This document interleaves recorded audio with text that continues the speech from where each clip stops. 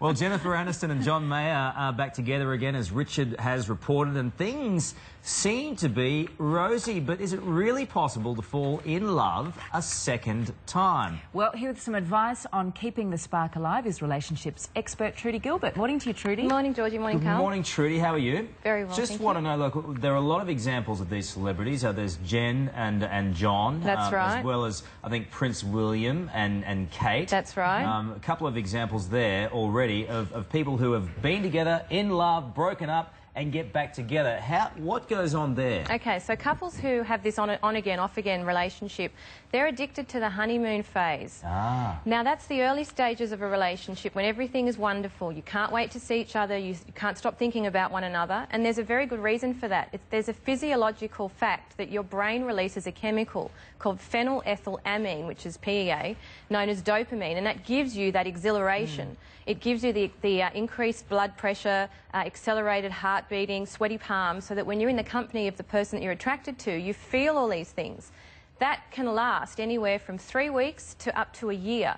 And the people that have, like Jen and John, they're still stuck in that honeymoon phase. So that's why they can fall in and out of love again, because they haven't actually gone past that. Right. So it's obviously not realistic to maintain the honeymoon phase beyond, say, about a year. That's right. Unless you want to keep changing partners all the time. Well, that's right. You could. You technically could.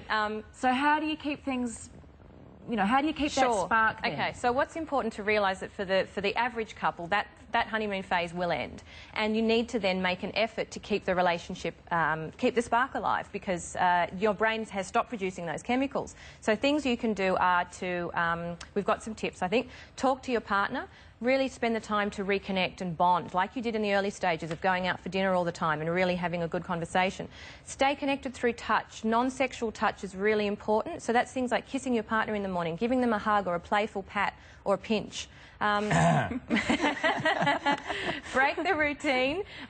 Keep things interesting. Variety is the spice of life. Don't just fall into the routine of life, you know, working hard, kids, come home. And if you can, honeymoon yearly. This doesn't have to be expensive. It can just be going away somewhere romantic for a night. Well, if it's for a night, my tip would be that you have to quickly get into the mood of things. You know, like sometimes when you're on holiday, it can take a couple of days to relax and get into holiday mode. So if you're going away for just a romantic weekend, immediately get into romance.